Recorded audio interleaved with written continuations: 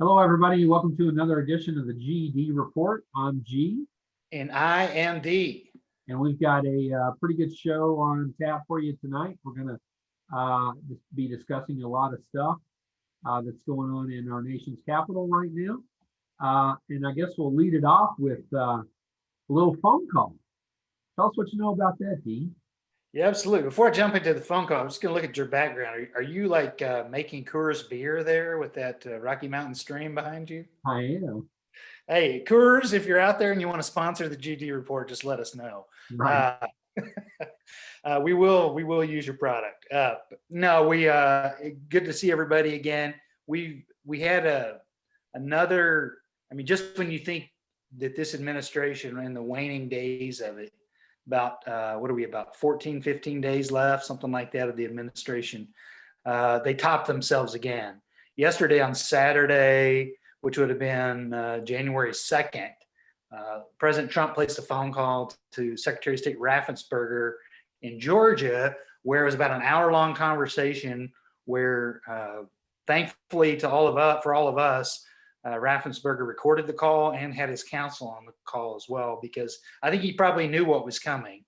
Yeah. But Trump tried to strong arm him into, in his quote, finding 11,780 votes, which is one more vote than what Trump needs to win. He whined, he begged, he cajoled. He said, everyone knows that I won the race by more than 400,000 votes. He said that the people of Georgia are angry. The people of the country are angry. He blamed Raffensberger. He tried to guilt him. I mean, it was the U.S. equivalent of the shakedown call that he made to the Ukrainian president that he was impeached for. Typical bully. What's that? Typical bully move. Yeah, absolutely. Totally a bully move. Somebody online was trying to compare him to a mob boss, but my only issue with that is mob bosses get what they want. Right. In this case, Raffensberger, I think the guy has got to be up for I think I've said this before, but for a Kennedy Library Profile and Courage Award. Yeah. Because he stood up to Trump again and said, your facts are wrong. The things you're asking for are not correct. And he just held his ground. And he said that Joe Biden clearly won the election. They've counted the votes. They've recounted the votes. They've done signature confirmations. And Joe Biden's the winner. And he held his ground. And boy, it would have been so easy at so many different points for somebody of lesser character to give in. Yeah, well, at the very least, he ought to think about switching parties, because I don't think he can ever get elected to statewide office as a Republican. Not in Georgia. Well, he's got a history of some voter suppression as well, and he's even tried some things with the runoff where he's trying to cut back on polling stations and things like that. So while I just nominated him for a Kennedy Center Award with the Profile and Courage, I don't think he's an angel by any means. Right. But I hear you. The guy and his family are all receiving death threats. Trump mentioned last week, we may have mentioned this on the last podcast, I'm not sure, but Trump was tweeting about his brother being an agent of the Chinese government because he worked for some kind of Chinese company. It's not his brother, the guy he was talking about. It's not his sibling. Yeah, he doesn't and have so obviously the baby in chief is throwing another fit and trying to just bully him to get what he wants. You know, the danger, though, is that people read that and they think, well, if the president says it, it's got to be true. And especially his followers. Yeah, and they don't bother to do their own research to find out, hey, Brad Raffensberger doesn't have a brother. Right. Yeah, so we had that phone call, which is being lambasted. Carl Bernstein said it was a bigger smoking gun than the Watergate tapes. It is. I think we're almost, and you and I've talked about this before, but as a country, we almost have Trump fatigue to the point where things don't affect us like they would have in a normal presidency, right? And where there were some kind of norms. But can you imagine Barack Obama picking up the phone and after the 2016 election when Trump was declared the winner, but picking up the phone in January and calling the governor of Michigan or the Secretary of State in Michigan and saying, hey, I need you to find some votes so that Hillary wins. Yeah. Can you you imagine how the Republicans' heads would have exploded? Oh, yeah. I mean, it's such a double standard. And now we've got, on top of that, there's predicted to be 140 members of the House of Representatives, Republicans, who are going to protest the votes in Arizona, Michigan, Wisconsin, Pennsylvania, and Georgia. And there are 11 senators now who will, and I believe it's actually 12, if you count Josh Hawley, that are going to sign on to that. And so that means we're going to have 2 hours of debate for each state at 5 states. That's going to take us 10 extra hours of debate of an election that's already been settled. Yeah, I heard it was 6, so it's going to take 12 hours, which will put it into the next day. So if they don't adjourn and come back, it'll finish up about 1 in the morning. Now, that doesn't mean they have to take all 2 hours to debate. And, I guess there's some sense that they might actually cut off debate after about 30 minutes, but it certainly is a mess. And the Republicans have only themselves to blame. They look more and more childish the more and more they stand up with this guy, and 80 million Americans voted for Biden, more votes than any presidential candidate in history. Right. And yet, Trump has said all along the election was stolen, it's fraudulent, and he's offered no proof whatsoever. Well, that's what I was going to say. When they go into their 2 hour time limited sessions, if I was the Democrats, that's where I would just sit back and go ahead and show your proof. Yeah. Show me the money, as Cuba Gooding Jr. said and Jerry Maguire. Yeah. What's funny is I feel like these guys and gals that are doing this, they're trying to curry the favor of somebody who could give a crap about them. Yeah.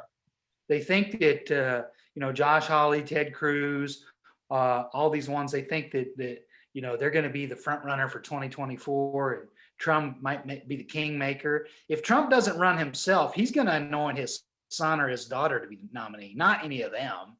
Right. Certainly not Mike Pence.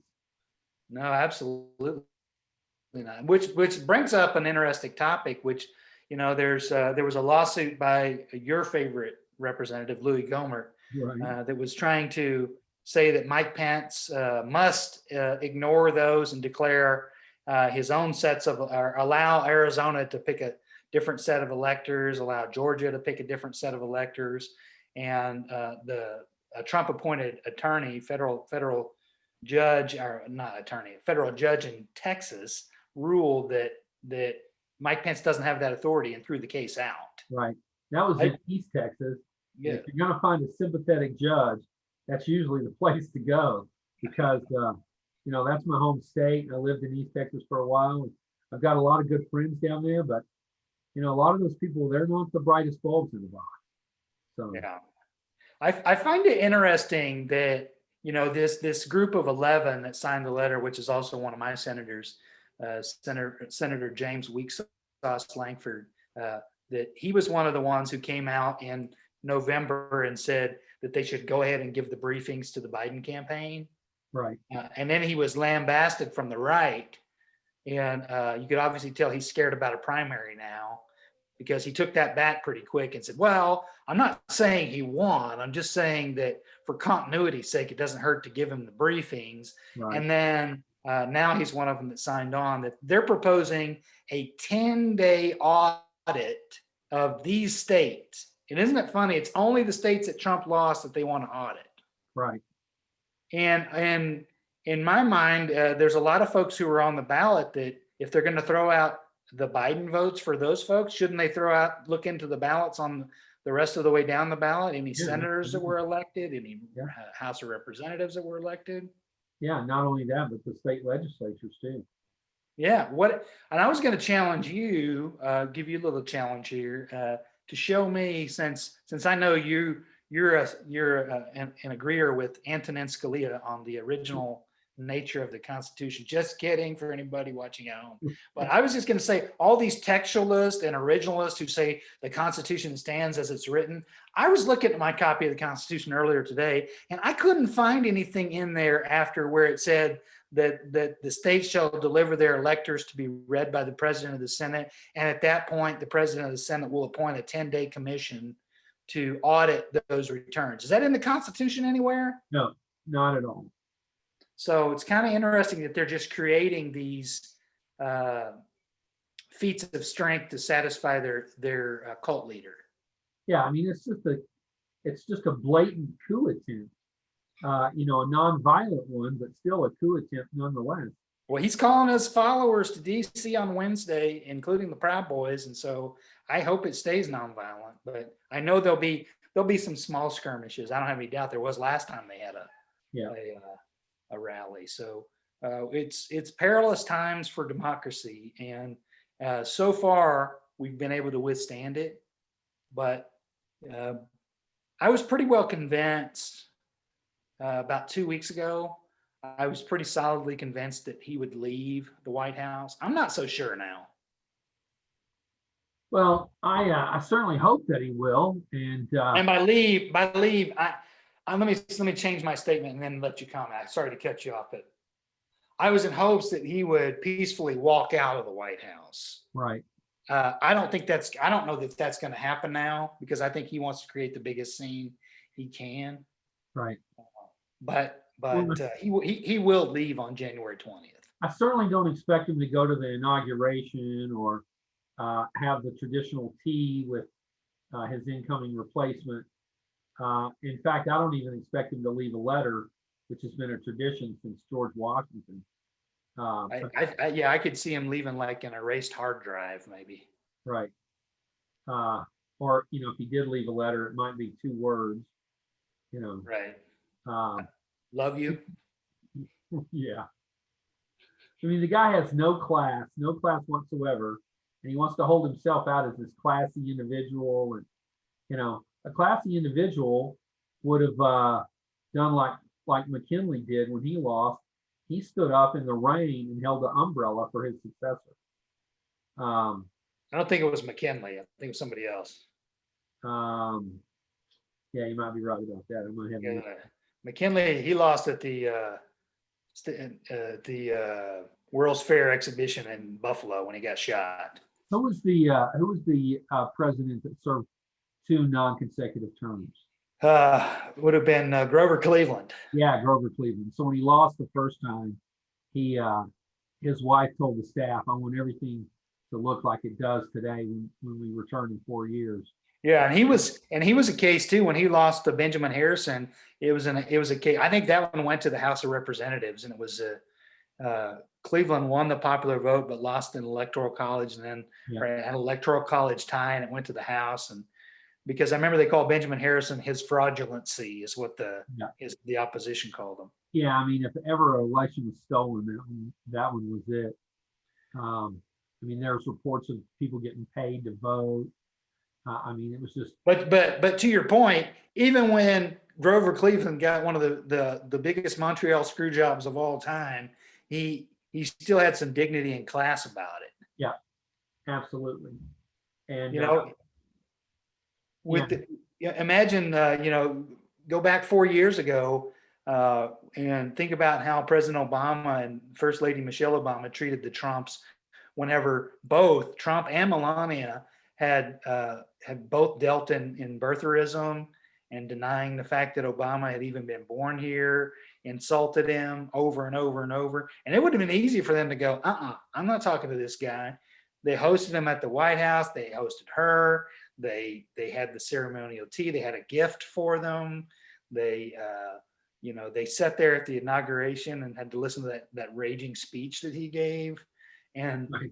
But they had some dignity and some class. And like you mentioned, this guy doesn't have either one of those. Yeah, I think that inaugural speech will go down as the worst inaugural speech ever. Quite possibly. I mean, that was just crazy. Yeah. So we've got this week, we've got a couple of big things happening. We've got the Senate runoffs in Georgia on Tuesday. Yep. And a Kamala Harris was in Georgia today, I believe, campaigning, and both President-elect Biden and President Trump will be in Georgia tomorrow campaigning. That was the last I heard. Now we'll see after this thing happened today if Trump still goes. Yeah, I mean, even if he does, I gotta wonder what he's gonna say. I mean, I'm sure he's gonna just repeat this election was stolen. And, the interesting thing about that call was he blamed Raffensberger for the low, by all accounts, the Republican turnout has been historically low for this Right. runoff election. And the Democrats are surging.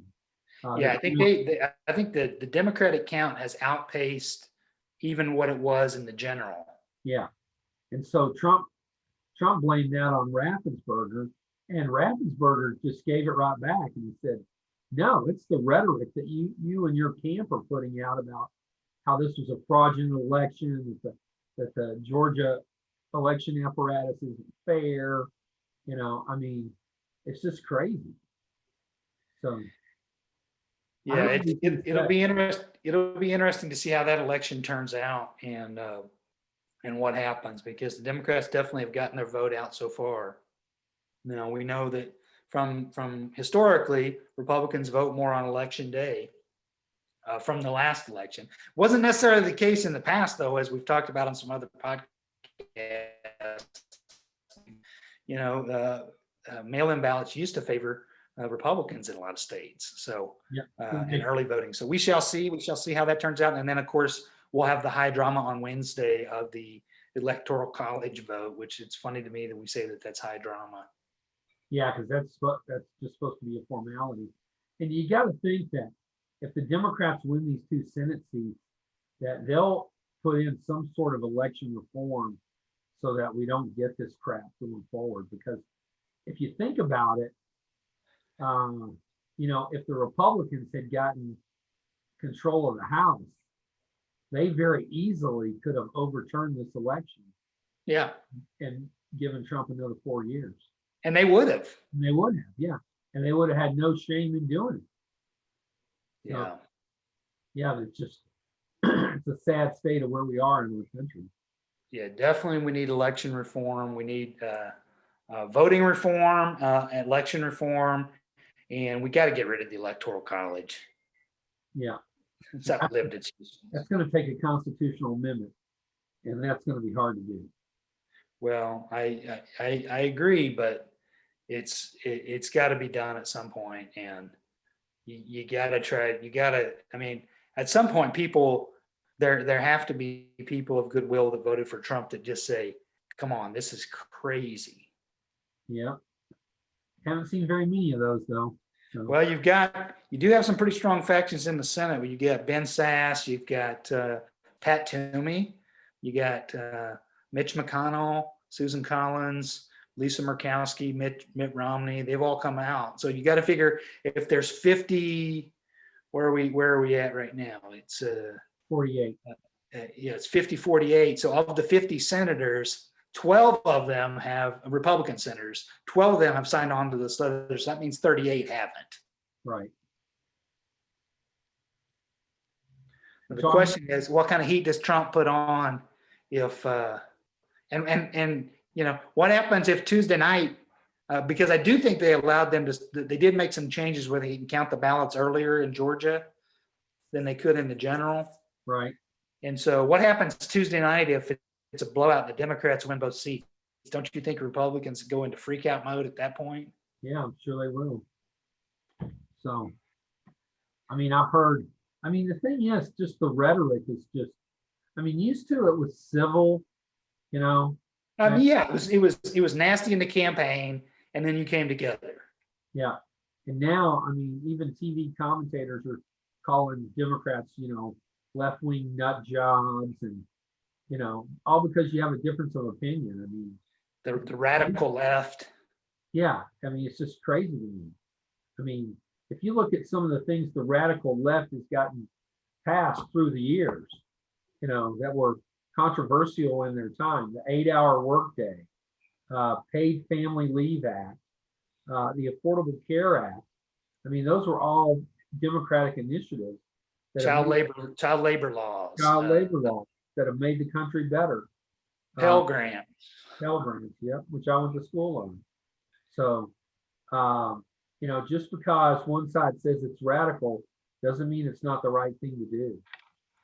Yeah, and I think that's probably the saddest thing to me is that you talk about the rhetoric and the way the discourse has gotten to is that, you know, I think it was Ben Sass, the senator from Nebraska, said that he's talked to all 12 of those signees of that letter behind closed doors and asked them what evidence they have of voter fraud. And they all admit that they have no evidence. Right. And so the sad part to me is they'll say these things knowing that they're patently false.